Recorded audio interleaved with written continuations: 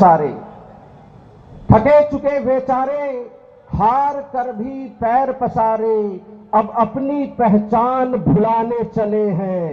हमारे साथ गाएंगे, थके चुके बेचारे, फटे टूटे बेचारे हार कर भी पैर पसारे, अब अपनी पहचान भुलाने चले हैं।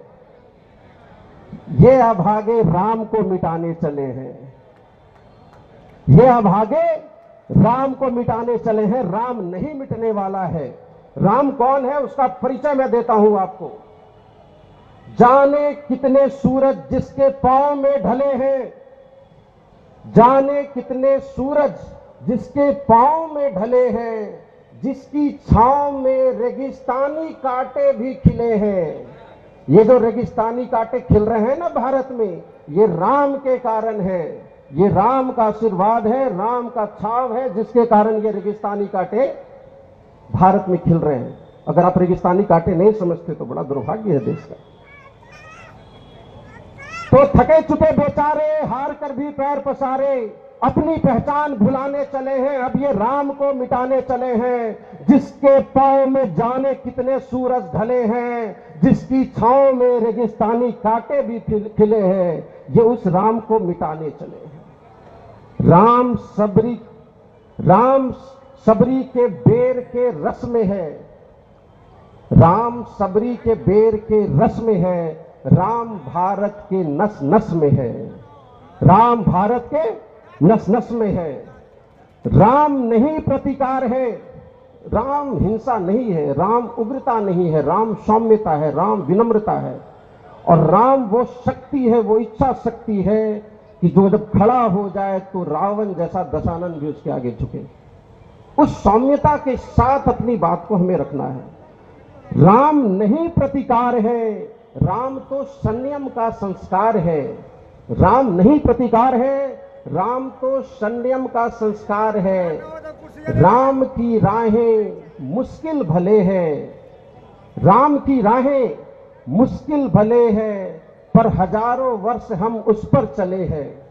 राम की राह आसान नहीं है, राम होना आसान नहीं, राम का चरित्र आसान नहीं, उसके लिए तपस्या करना पड़ता है। कल्पना करें एक व्यक्ति जिसके पास उतना बड़ा साम्राज्य हो अयोध्या का, जिसका राज्याभिषेक होने वाला हो, उसे जंगल भेज दिया जाए। वो आदमी जंगल भी खुशी खुशी जाता है। इतना कम नहीं था कि अब उसकी पत्नी का अपहरण हो जाए। राम की राह आसान नहीं है। राम चाहते तो उनको 1000 कन्याएं मिल सकती थी। राम चाहते तो अयोध्या की सेना लेकर लंका पे चढ़ाई कर सकते थे। लेकिन राम ने चुना किसे? अपने जंगल के लोगों को, उनको प्रशिक्षित किया, उनके साथ अपनी सेना का निर्माण किया, आम जनों का सहारा लिया। तो राम नहीं प्रतिकार है, राम संयम का संस्कार है। राम की राहें मुश्किल भले हैं, 1000 वर्ष हम उस पर चले हैं। हमें न छेड़ो, हम हिंदू ही भले हैं। हमें न छेड़ो, हम हिंदू ही भले हैं। जब तक राम है, बड़े कान खोल के सुनिएगा और बात समझ में आए तो ताली चाहिए। जब तक राम है सर्वधर्म संभाव है। जब तक राम है सर्वधर्म संभाव है। नहीं तो कहो तलवारों की किसे अभाव है, नहीं तो कहो तलवारों की किसे अभाव है। इस देश में अगर सर्वधर्म संभाव है तो वो राम का विचार है, वो राम का दर्शन है, वो राम का विवेक है, जिसने हमें थामे रखा है। तो जब तक राम है सर्वधर्म संभाव है, नहीं तो कहो तलवारों की किसे अभाव है। राम अहिल्या के उद्धार में है, राम सीता के श्रृंगार में है, राम कौशल्या के वात्सल्य में है, राम दशरथ की पुकार में है। राम भारत है, भारत राम है। राम भारत के यथार्थ में है, हर कर्मयोगी के पुरुषार्थ में है। एक टुकड़ा राम अपने भीतर लेकर मैं भी चलता हूं। तो फिर से दोहराऊंगा, राम अहिल्या के उद्धार में है, राम सीता के श्रृंगार में है, राम कौशल्या के वात्सल्य में है, राम दशरथ के पुकार में है। हर पिता जब अपने बेटे को देखता है ना और उससे जो उसकी उम्मीद होती है, वो उम्मीद वही उम्मीद है जो दशरथ को अपने राम से है। इसीलिए कह रहा हूं, राम को मिटने मत दीजिए। अब चाहे किसी भी राजनीतिक विचार के समर्थक हो, राम हम सबका है। राम हिंदुओं का है, राम मुसलमानों का है, राम इस भारत का है। इसको राम को मिटने मत दीजिए, राम को गालियां नहीं पड़ने दीजिए। राम टूटेगा तो हम टूट जाएंगे, हम हार जाएंगे। भारत जानते, एक हवाई जहाज सबसे अधिक खतरे में कब होता है? जब वो 50,000 फीट की ऊंचाई पर होता है तो नहीं, जब वो टेक ऑफ कर रहा होता है तो वो सबसे अधिक खतरे में होता है। भारत उसी टेक ऑफ की अवस्था में है। भारत बहुत ऊंची उड़ान उड़ने वाला है दोस्तों, और इस ऊंची उड़ान का ये जो खतरनाक अवस्था है ना, इसमें बहुत सारे खतरे मंडरा रहे हैं भारत के ऊपर। राम को पकड़ के चलिए, हम जीतेंगे, हम जरूर जीतेंगे। तो राम अहिल्या के उद्धार में है, राम सीता के श्रृंगार में है, राम कौशल्या के वात्सल्य में है, राम हर दशरथ की पुकार में है। राम देवता नहीं, राम ईश्वर नहीं, राम भारत है, भारत राम है। राम भारत के यथार्थ में है, राम हर कर्मयोगी के पुरुषार्थ में है। गर्व से कहो, मेरे साथ दोहराओगे, गर्व से कहो, गर्व से कहो, नहीं, गर्व से कहो, मैं एक मनुष्य आम हूं, मैं एक मनुष्य, हां कहो मैं राम हूं, हां कहो मैं राम हूं।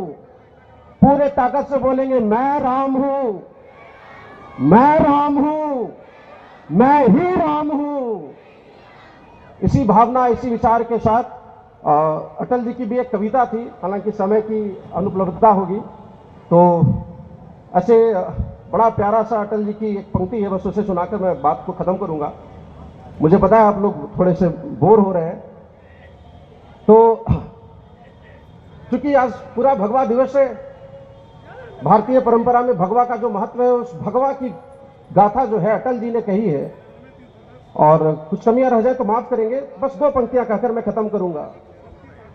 गगन में लहराता है भगवा हमारा, गगन में लहरता है भगवा हमारा, घिरे घोर घन दासता के अंधेरे, घिरे घोर घन दासता के अंधेरे, गवा बैठे सर्वस्व आपस में लड़कर, घिरे घोर घन दासता के भयंकर, गवा बैठे सर्वस्व आपस में लड़कर, बुझे दीप घर घर हुआ शून्य अंबर, गवा बैठे सर्वस्व आपस में लड़कर, बुझे दीप घर घर हुआ शून्य अंबर, निराशा निशा ने जो डेरा जमाया, निराशा निशा ने जो डेरा जमाया। ये अटल जी भारत का इतिहास लिख रहे हैं 6 पंक्तियों में, समझने का प्रयास करेंगे। गगन में लहरता है भगवा हमारा, घिरे घोर घन दासता के भयंकर, गवा बैठे सर्वस्व आपस में लड़कर, बुझे दीप घर घर हुआ शून्य अंबर, निराशा निशा ने जो डेरा जमाया। ये जयचंद के द्रोह का दुष्फल है, ये जयचंद के द्रोह का दुष्फल है, जो अब तक अंधेरा सवेरा ना आया, जो अब तक अंधेरा सवेरा ना आया।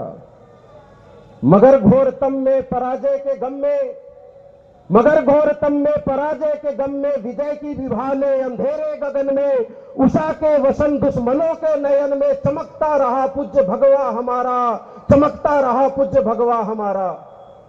भारत हजारों हजार साल पराधीन रहा, लेकिन इस भगवान ने अपनी चमक कभी नहीं खोई। ये सूर्य की चमक है, और यही वजह है कि आज हम आपके सामने खड़े, हम सब इस महफिल में हैं। और इसके बाद भगवा की व्याख्या के लिए उन्होंने रानी पद्मावती का जिक्र किया, और वो क्या कहते हैं, भगवा है पद्मिनी के जौहर की ज्वाला, भगवा है पद्मिनी के जौहर की ज्वाला, मिटाती अमावस लुटाती उजाला, नया एक इतिहास रच न डाला।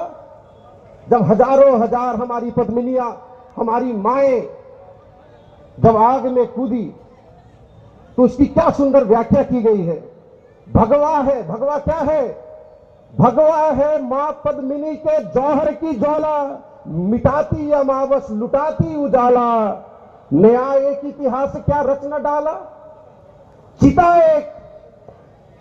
एक जलने हजारों खड़ी थी, चिता एक जलने हजारों खड़ी थी, पुरुष तो मिटे नारियां पर हवन की, चिता एक जलने हजारों खड़ी थी।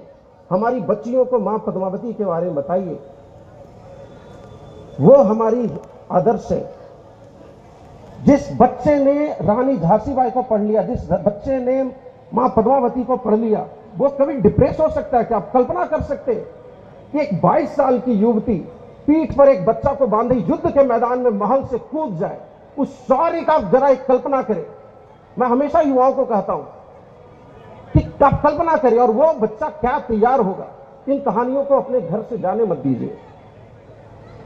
चिता एक जलने हजारों खड़ी थी, पुरुष तो मिटे नारियां सब हवन की, समिध वन ननल के पगों पर चली थी, मगर जौहरों में घिरे कोहरों में, धुएं के घनों में, बलि के क्षणों में, धधकता रहा पूज्य भगवा हमारा, धधकता रहा पूज्य भगवा हमारा, गगन में लहरता है भगवा हमारा। बस इतनी सी बात आपके साथ कहकर अपनी वाणी को विराम दूंगा। ये विषय इतना लंबा है कि इस पर पूरी रात बोली जा सकती है। मैं एक बार सभी से पुनः आग्रह करूंगा कि इस भारतीय संस्कृति को, भारतीय सनातन परंपरा को, भारतीय जीवन दर्शन को, जो हर जीव में परमात्मा को देखता है, जो मिट्टी में, जो हर एक चीज में, जैसे मैं बातों को रिपीट नहीं करना चाहता, जो हर चीज में परमात्मा का भाव करता है और उसे आदर देता है। हम गोबर का गणेश बनाते हैं, अगले दिन विसर्जित कर देते हैं। इतनी सुंदर परंपरा का पूरे गर्व के साथ मस्तक पर उसका जो है स्वाभिमान लेकर चलिए। ये कोई शर्म का विषय नहीं है। भारतीय नववर्ष मनाकर आप कोई पुरातन नहीं हो जाएंगे, और 31 दिसंबर को दारू पीकर हु हल्ला कर देने से आप कोई मॉडर्न नहीं हो जाएंगे। इस भावना को अपने बच्चों को बस समझाइए। इसी विनती के साथ अपनी वाणी को विराम देता हूं। प्रेम से बोलेंगे भारत माता की, भारत माता की जय श्री राम, जय जय श्री राम, जय जय श्री राम। बहुत बहुत आभार, बहुत शुक्रिया।